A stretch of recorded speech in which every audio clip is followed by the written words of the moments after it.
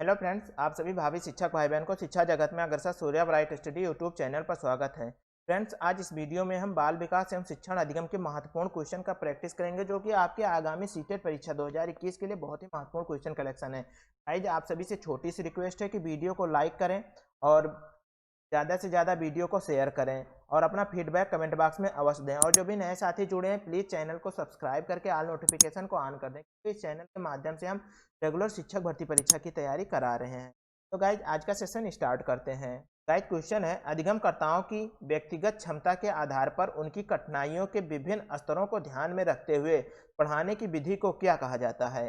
चयनित अनुदेशन विधि, सटीक शिक्षण विधि, त्रुटिहीन अनुदेशन विधि और विभेदी अनुदेशन विधि। तो यहाँ पर क्या गाइड आंसर कौन सा हो जाएगा? हमारा करेक्ट ऑप्शन क्या होगा? क्योंकि यहाँ पर अधिगमकर्ताओं की व्यक्तिगत क्षमता के आधार पर, जो अधिगमकर्ता उनकी व्यक्तिगत क्षमता की बात किया जा रहा है, कठिनाइयों के स्तर को ध्यान में रखते हुए पढ़ाने की विधि होगी। कौन सी विधि होगी? तो यहाँ पर क्योंकि ये विभिन्न प्रकार के ऐसे व्यक्तिगत होंगे, व्यक्तित्व के व्यक्ति होंगे जो कि विभिन्न अधिगमकर्ता के व्यक्तिगत भिन्न भिन्न वैयक्तिक विभिन्नता वाले होंगे। तो ऐसे में हम विभेदी अन्वेषण का प्रयोग करेंगे। कौन से अन्वेषण का प्रयोग करेंगे? विभेदी अन्वेषण का। यहाँ पर करेक्ट ऑप्शन डी हो जाएगा, ना कि त्रुटिहीन अनुदेशन, ना ही सटीक शिक्षण और ना ही चयनित शिक्षण। तो यहाँ पर करेक्ट ऑप्शन नंबर डी हो जाएगा, विभेदी अन्वेषण। नेक्स्ट क्वेश्चन है गाइज, प्रतिपालन अधिगम का एक विशिष्ट चरण है जो अधिगम के चरण का पूर्ववर्ती है, अर्थात इसका पूर्ववर्ती किसका पूर्ववर्ती हमें यह बताना है। अब प्रेरणा का पूर्ववर्ती है, आत्मनिर्भरता का, या सामान्यीकरण का, या अधिग्रहण का। तो जो गाइज ये प्रतिपालन है, प्रतिपालन अधिगम का एक विशिष्ट चरण हो और ये सामान्यीकरण, ऑप्शन नंबर सी, सामान्यीकरण का पूर्ववर्ती है। तो यहाँ पर करेक्ट ऑप्शन क्या हो जाएगा? Option number C correct option हो जाएगा। नेक्स्ट क्वेश्चन है गाइज, जनजोग का यह मानना है कि संज्ञान और भाव होते हैं। तो गाइज, संज्ञान और भाव कैसे होते हैं ये हमें बताना है। संज्ञान और भाव स्वतंत्र होते हैं, अंतर संबंधित होते हैं, एकीकृत होते हैं, या न्यूनकृत होते हैं। तो यहाँ पर क्योंकि जनजोग का यह मानना था कि संज्ञान और भाव, संज्ञान और भाव किस प्रकार का होता है, तो ये एक स्वतंत्र होता है। यहाँ पर करेक्ट ऑप्शन क्या हो जाएगा? Option number A correct option हो जाएगा। नेक्स्ट क्वेश्चन है गाइज, पहले से सीखे हुए कार्यों में सुधार लाने के लिए शिक्षक बच्चों को प्रदर्शन देकर सिखा रहा है। वो शिक्षण की किस विधि का प्रयोग कर रहा है? अवलोकन विधि का, संशोधन विधि का, प्रतिरूपण विधि का, या अनुकरण विधि का? तो क्योंकि गाइज बच्चे पहले से सीख चुके हैं, और जब जहाँ पर भी सीखे हुए चीज को दोबारा सीखा जाए, दोबारा देखा जाए, तो ऐसे को हम अवलोकन विधि बिल्कुल नहीं कहेंगे। अवलोकन विधि नहीं होगा, क्योंकि अवलोकन विधि हम जब पहली बार देखते हैं उसे अवलोकन विधि कहते हैं। और संशोधन यहाँ पर, क्योंकि यहाँ पर देखने की बात किया जा रहा है, प्रदर्शन कर रहा है शिक्षक, तो संशोधन कोई मतलब नहीं है। और यहाँ पर अनुकरण भी नहीं होगा। यहाँ पर प्रतिरूपण विधि, प्रतिरूपण अर्थात उसी रूप में किसी ज्ञान को, जो पहले ज्ञान था उसको उसी रूप में प्रदर्शित कर रहे हैं, दोबारा से प्रदर्शित कर रहे हैं, तो इसे प्रतिरूपण विधि कहें।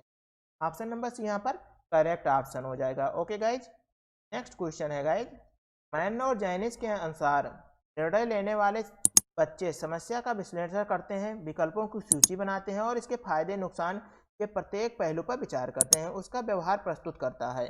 वो बच्चा किस प्रकार का है? ये व्यवहार किस प्रकार के बच्चों को दिखा रहा है, ये बताना है मैन और जैनिस के अनुसार। तो यहाँ क्योंकि ये बच्चे विकल्पों को सूची करते हैं, बनाते हैं, विकल्पों का सूची बनाते हैं और इनके फायदे और नुकसान के विषय में प्रत्येक पहलू पर विचार करते हैं। तो ये किस प्रकार के बच्चे की बात किया जा रहा है? सतर्क बच्चे की बात किया जा रहा है, या निवर्तमान बच्चों की बात किया जा रहा है, या निरंकुश बच्चों की बात किया, चौकस बच्चों? तो यहाँ पर मैंस और जैनिस के अनुसार ये सतर्क बच्चों की बात किया जा रहा है। ऑप्शन नंबर ये करेक्ट ऑप्शन हो जाएगा। ओके गाइज, नेक्स्ट क्वेश्चन है गाइज, एक समस्या सुधारक बच्चा विचार के आधार पर कथनों की सच्चाई या संभावना का मूल्यांकन करता है। सौंदर्य बोध, अमूर्त, तार्किक और सृजनात्मक। तो समस्या सुधारक बच्चा है गाइस, तो ये सौंदर्य बोध के हिसाब से अपने सच्चाई या संभावना का मूल्यांकन नहीं करेगा। अमूर्त अमूर्त तरीका यहाँ पर नहीं होगा, क्योंकि अमूर्त तरीके से वो अपनी किस समस्या का संभावना का मूल्यांकन कर रहा होगा, क्योंकि ये समस्या किसी भी समस्या में है उसको सुधार रहा है। उस सुधारने के लिए जो कथन का प्रयोग कर रहा है, सच्चाई बताने का प्रयोग कर रहा है, वो यहाँ पर तार्किक विचार होगा। करेक्ट ऑप्शन क्या हो जाएगा? तार्किक विचार। जो समस्या सुधारक बच्चा है वो तार्किक विचार का प्रयोग करके अपने कथनों की सच्चाई या संभावना का मूल्यांकन कर रहा है। और यहाँ पर क्योंकि समस्या सुधारक बच्चा है तो ये सृजनात्मक नहीं होगा। Correct option option number C हो जाएगा। ओके गाइज, नेक्स्ट क्वेश्चन है गाइज, इस दिए गए कार्य को करते समय बच्चे स्वयं आनंद लेते हुए अनुभव प्राप्त करते हैं, उसे क्या कहते हैं? हमें ये बताना है। उपभोक्ता प्रकार का कार्य है, निर्माणात्मक प्रकार का कार्य है, समस्यात्मक प्रकार का कार्य है, या ड्रिल और अभ्यास कार्य है? तो यहाँ पर कार्य दिया गया है बच्चों को, बच्चे स्वयं उस कार्य को करते हैं और आनंद लेते हैं, और आनंद लेते हुए अनुभव प्रदान प्राप्त कर रहे हैं। तो इस ऐसे कार्य को गाइज हम उपभोक्ता प्रकार का कार्य कहते हैं, जिसमें स्वयं उपभोग कर रहे हैं उस चीज को, कार्य को कर भी रहे हैं और उसका उपभोग भी कर रहे हैं। तो करेक्ट ऑप्शन ऑप्शन नंबर ये करेक्ट ऑप्शन हो जाएगा। ओके गाइज, नेक्स्ट क्वेश्चन है गाइज, बहुसंवेदी शिक्षण अधिगम की प्रविधि में अधिगम संवर्धन है तो दृश्य, श्रव्य, स्पर्श और संवेदनाओं का एक साथ प्रयोग किया जाता है। तो ये यहाँ पर गाइज और के बाद में यहाँ डैश था, यहाँ पर हमें बताना था और किसका संवेदनाओं का एक साथ प्रयोग किया जाता है। तो यहाँ पर कर्णकोटर का, प्रत्यक्षीकरण का, अवलोकन का और गति बोधक का। तो यहाँ पर गाइज दृश्य, दृश्य आ गया हमारा, और श्रव्य आ गया, और यहाँ पर स्पर्श आ गया। तो यहाँ पर केवल हमारा गति बोधक रिक्त स्थान जो है हमारा यहाँ पर, वहाँ पर गति बोधक भरा जाएगा, क्योंकि बहुसंवेदी शिक्षा अधिगम प्रविधि में अधिगम संवर्धन, अधिगम को बढ़ाने के लिए, अधिगम को बढ़ाने के लिए कैसे, बहुसंवेदी शिक्षण में अधिगम को बढ़ाने के लिए दृश्य, श्रव्य, स्पर्श और गति संवेदनाओं का एक साथ प्रयोग किया जाता है। तो यहाँ पर करेक्ट ऑप्शन क्या हो जाएगा? Option number D correct option हो जाएगा। ओके गाइज, नेक्स्ट क्वेश्चन है गाइज, शरीर के केंद्रीय भाग से परिधियों या अंगांगों की ओर का विकास दर्शाता है। ये विकास किस प्रकार से दर्शाता है? शरीर के केंद्र मध्य से बाहर की तरफ, अर्थात यहाँ पर विकेंद्रीय विकास के सिद्धांत को, मध्य से बाह्य विकास के सिद्धांत को, सोपानीय विकास के सिद्धांत को, विकर्णीय विकास के सिद्धांत को। तो गाइज इसको इंग्लिश में सिफ्लोकाउडल भी कहा जाता है, और सिफ्लोकाउडल अर्थात सिरोन्मुखी सिद्धांत, विकास का सिद्धांत। तो यहाँ पर करेक्ट ऑप्शन क्या होगा? मध्य से बाह्य विकास का सिद्धांत, जो केंद्र के भाग से बाह्य भाग की ओर जाता है, तो इसे मध्य भाग से बाह्य भाग का सिद्धांत कहते हैं। Option number B correct option हो जाएगा। नेक्स्ट क्वेश्चन है गाइज, स्कूल बच्चों के सामाजिकरण की एक ऐसी संस्था है जहाँ प्रमुख स्थान स्कूल की दिनचर्या को दिया जाना चाहिए, बिल्कुल गलत। प्रमुख स्थान स्कूल के गतिविधियों को दिया जाना चाहिए, प्रमुख स्थान स्कूल के शिक्षकों को दिया जाना चाहिए, प्रमुख स्थान स्कूल के बच्चों को दिया जाना चाहिए। अर्थात यहाँ बच्चों को प्रमुख स्थान स्कूल में समाजीकरण की प्रक्रिया बच्चे समाजीकरण का जो सीखते हैं उस स्कूल में सीख रहे हैं, और उसमें प्रमुख स्थान किसे दिया जाना चाहिए? प्रमुख स्थान बच्चों को दिया जाना चाहिए। एनसीएफ के अनुसार प्रमुख स्थान स्कूली बच्चों को दिया जाना, ना कि शिक्षक को, ना कि विद्यालय को, ना कि विद्यालय में हो रहे कार्यक्रम को। नेक्स्ट क्वेश्चन है गाइस, जब आप एक शिक्षक समूह से जुड़ जाते हैं और अपने समूह के अन्य लोगों की तरह पोशाक धारण करने लगते हैं तो आप प्रदर्शन कर रहे होते हैं। आप क्या प्रदर्शन कर रहे होते हैं? समूह आज्ञाकारिता का, समूह निर्देशन अनुपालन का, समूह अनुरूपता का, और समूह को पहचान का, समूह के पहचान का। तो यहाँ पर करेक्ट ऑप्शन क्या हो जाएगा? क्योंकि गाइस आप शिक्षक बन गए और शिक्षक बनने के बाद में उस समूह में उस पोशाक को, ड्रेस को धारण कर रहे हैं जो वहाँ के विद्यालय में बच्चे, मतलब टीचर पहन रहे हैं। टीचर जिस ड्रेस को पहन रहे हैं ऐसे ड्रेस आप भी धारण कर रहे हैं। तो आप किस चीज़ को प्रदर्शन कर रहे हैं? तो समूह आज्ञाकारिता, किसी की आज्ञाकारिता, ऐसा नहीं होगा। समूह निर्देशन अनुपालन का नहीं होगा। समूह को पहचान का, समूह की अनुरूपता, अर्थात जिस प्रकार का समूह है उसी के अनुरूप अपने आप को प्रदर्शित कर रहे हैं। तो यहाँ पर करेक्ट ऑप्शन क्या हो जाएगा? ऑप्शन नंबर सी यहाँ पर करेक्ट ऑप्शन हो जाएगा। नेक्स्ट क्वेश्चन है गाइज, किसी वस्तु के अस्थायित्व की अवधारणा पियाजे के विकास के किस चरण में प्राप्त हो जाती है? बच्चों में वस्तु अस्थायित्व की अवधारणा किस चरण में प्राप्त हो जाती है, हमें यह बताना है। यहाँ पर पूर्व परिचालन अवस्था, मूर्त परिचालन अवस्था, औपचारिक परिचालन अवस्था और संवेदी गामक अवस्था। तो यहाँ पर करेक्ट ऑप्शन क्या हो जाएगा? क्योंकि गाइस ये संवेदी गामक अवस्था जो कि 0 से 2 वर्ष होता है, जो कि संज्ञानात्मक विकास की प्रथम चरण होता है।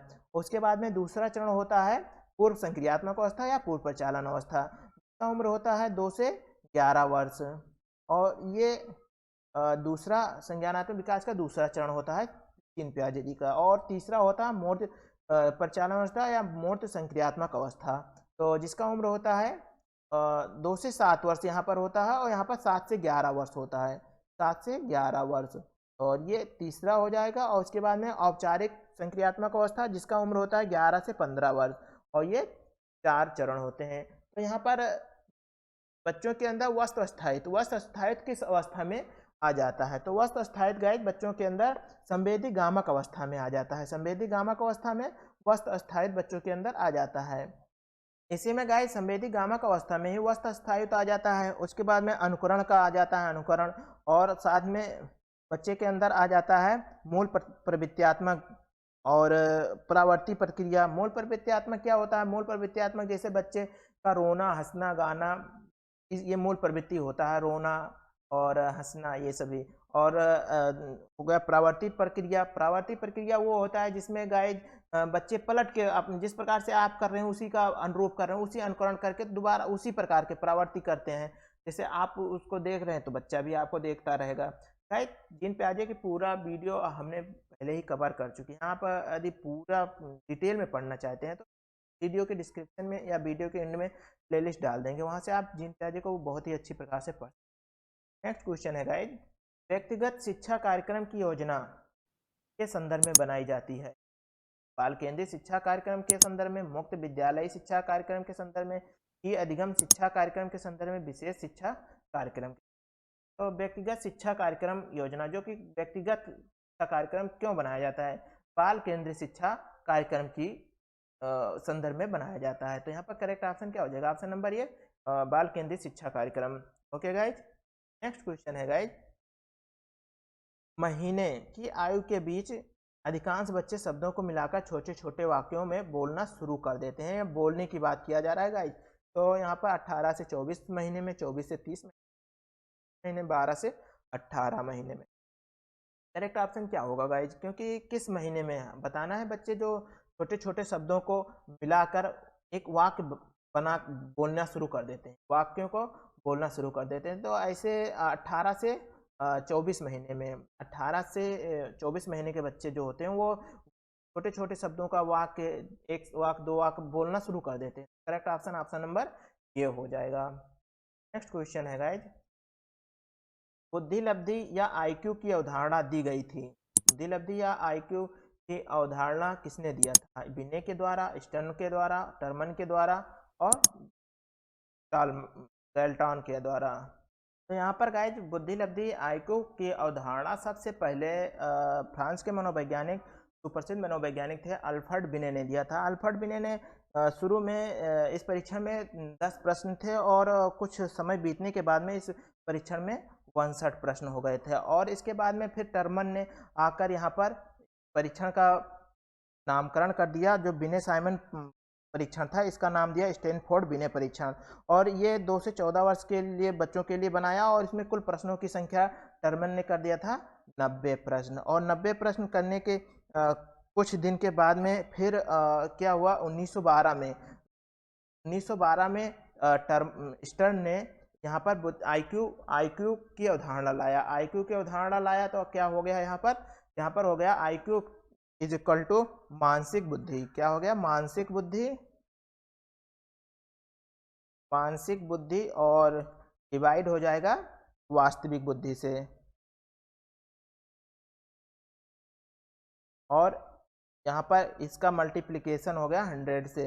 ये इसको लाया था, इस आईक्यू, जो आईक्यू नाम दिया यहाँ पर अवधारणा, आईक्यू की अवधारणा स्टर्न के द्वारा लाया गया था। तो यहाँ पर करेक्ट ऑप्शन हो जाएगा ऑप्शन नंबर बी, स्टर्न, जो कि मानसिक बुद्धि बटे वास्तविक बुद्धि गुणे 100 होता है। और टर्मन के द्वारा जो परिवर्तित किया गया था तो उसमें कितने प्रश्न थे? तो 90 प्रश्न थे। और ये 2 से 14 वर्ष के बच्चों के लिए बनाया गया था। और यहाँ स्टैनफोर्ड बिने जो पहले बनाए थे उसमें 3 से 15 वर्ष के बच्चों के लिए था, और 3 से 15 वर्ष के बच्चों के लिए था। और इसमें कुल पहले 10 प्रश्न थे, लेकिन बाद में उस प्रश्न की संख्या बढ़कर 59 हो गए थे। ओके गाइज, वीडियो सेशन कैसा लगा है प्लीज़ फीडबैक कमेंट बॉक्स में दीजिए और अपना वीडियो को लाइक और शेयर करिए। Okay, thank you very much.